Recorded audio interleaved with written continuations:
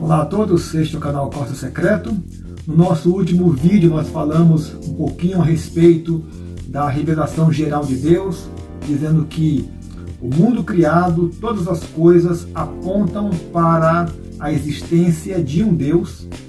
E hoje nós queremos falar um pouco sobre a revelação especial de Deus, a maneira como Deus fez e usou para nos revelar a sua pessoa, a sua identidade e o seu propósito para cada um de nós.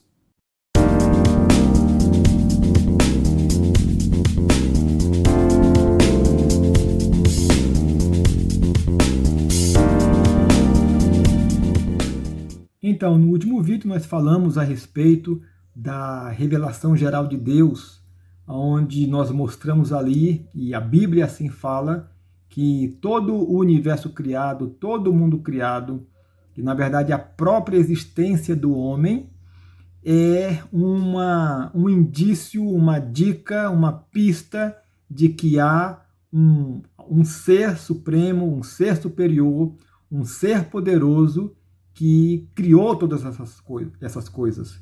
Que tudo isso não surgiu do nada, não surgiu por processos naturais, não surgiu por processos aleatórios e espontâneos, mas que toda a criação, conforme relata a Bíblia, conforme nós vemos ali no Salmos 19, proclamam a glória de Deus e proclama que há um Deus.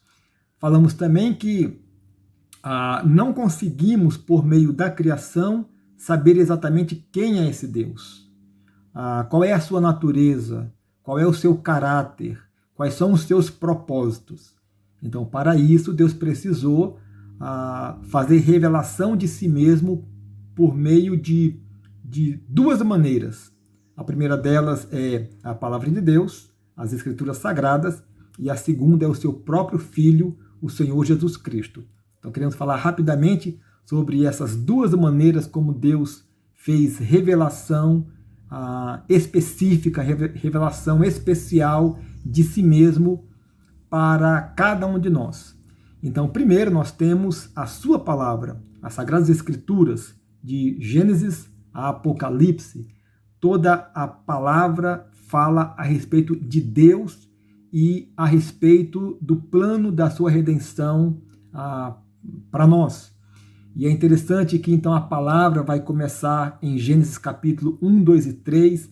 Esses 3 capítulos são bases fundamentais para tudo que vem depois, porque lá nós começamos vendo que Deus criou todas as coisas, capítulo 1, com o poder da sua palavra, e no capítulo 2, mais especialmente, a criação do homem e da mulher, que Deus fez para com ele se relacionar, e infelizmente no capítulo 3, nós temos o relato da queda do homem, da queda no pecado, e da consequente separação espiritual do homem com Deus. E por isso Deus já tinha um plano de redenção. E aí tudo que vem depois disso é consequência desses 3 capítulos a nós revelado por Deus por meio das suas Escrituras. É claro que aí vem uma pergunta que incomoda, né? Mas será que todas essas histórias em Gênesis 1, 2 e 3 elas são de fato verdadeiras ou são histórias mitológicas? Na verdade, muitas pessoas, principalmente o mundo acadêmico, insiste em afirmar que essas histórias são mitológicas, que elas não aconteceram, que elas são alegorias. Mas se essas histórias forem alegorias, todas as outras histórias relatadas na Bíblia, elas também não terão nenhum valor, porque todo o conteúdo das Escrituras Sagradas estão baseadas e só fazem sentido se Gênesis 1, 2 e 3 forem verdades. É por isso que quando nós nos colocamos no dilema de crer ou não nas Escrituras, não há meio termo. Ou eu creio que a Bíblia é a palavra de Deus de capa a capa, ou eu simplesmente não creio nesta verdade. Sobre isto eu quero falar no final deste vídeo, mas de qualquer forma eu quero dizer então que As Escrituras foram o primeiro meio que Deus usou para se revelar ao homem. E ali você vê Deus se revelando a Abraão, a Isaac e a Jacó, que são os patriarcas. Você vê Deus criando um povo especial, através do qual ele traria o seu filho Jesus para consumar o plano da redenção. Ali você vê Deus formando uma grande nação. Esta nação foi cativa na terra do Egito. Você vê Deus se revelando a Moisés no deserto, né? E ali ele falou o seu nome, né? Eu sou, né? Esta declaração tremenda de si mesmo. E então você vê Deus movendo e acompanhando e guiando o povo ao longo do deserto para tomar posse da terra prometida. Você vê então Deus se revelando não só a Moisés, mas a Josué, e usando Josué nessa empreitada de tomar posse da terra. Você vê Deus levantando juízes depois. Você vê Deus se revelando ao longo dos reinados de Israel, depois a terra dividida, Deus levantando profetas, advertindo o povo, e enfim você vê Deus se revelando ao longo de todo o Antigo Testamento. E ali nós sabemos quem é este Deus, o seu nome, o seu caráter santo e o seu propósito para nós, homens pecadores, porque que ele assim se revela. E nós entramos então no Novo Testamento e Deus continuando na sua revelação, agora na sua revelação máxima, na pessoa do Senhor Jesus. Esse texto de Hebreus, ele nos fala assim: havendo Deus outrora falado muitas vezes e de muitas maneiras aos pais pelos profetas. Então é isso que nós vemos no Antigo Testamento, Deus usando pessoas, levantando homens para através deles falarem ao povo e trazer a revelação de si mesmo e também do seu plano de redenção. Mas ele diz aqui, nesses últimos dias, nos falou pelo Filho, a quem constituiu o herdeiro de todas as coisas, pelo qual também fez o universo. Aqui repetindo a verdade de que Deus, em Cristo, ou Cristo, com o poder da sua palavra, fez o universo, não somente fez, mas sustenta o universo, e ele, Jesus, que é o resplendor da glória e a expressão exata do seu ser, sustentando todas as coisas pela palavra do seu poder. Então, se por um lado, em primeiro lugar, as escrituras sagradas são ou trazem a revelação de quem Deus é, do seu caráter santo, de todo o seu caráter e do seu propósito para com o homem, a segunda revelação mais contundente de Deus é na pessoa de Jesus. Quando no plano da redenção, então, quando chegou a plenitude dos tempos, Deus enviou o seu Filho, que se encarnou, que viveu como homem, como um servo, não somente para nos mostrar uma ética perfeita. Este não foi o principal objetivo de Jesus.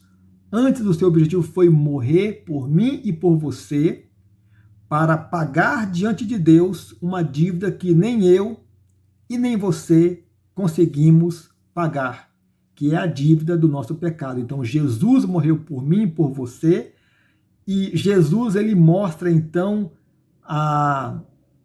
toda a revelação de Deus, do plano de Deus, aquilo que os judeus já esperavam e que viam na revelação de Deus, a promessa de que um dia viria o libertador para libertar o homem dos seus pecados, ainda que, na grande maioria, o povo judeu não entendeu esta mensagem e não reconheceu em Jesus a própria expressão do Deus Pai, mas Jesus é revelação de Deus para nós. E você vê ao longo de todo o Novo Testamento Jesus revelando ainda mais a natureza de Deus. E aí nós sabemos que Deus ele tem uma natureza trina, por exemplo, Conhecemos o Deus Pai, Filho e Espírito Santo e conhecemos ainda mais do caráter santo de Deus e dessa Trindade e definições basilares de Deus, como Deus é amor, né? Deus é um Deus de justiça, Deus é um Deus de santidade. E esta revelação vem para cada um de nós, para que nós também possamos, como diz Paulo ali em Efésios, sede, pois, imitadores de Deus, como filhos amados.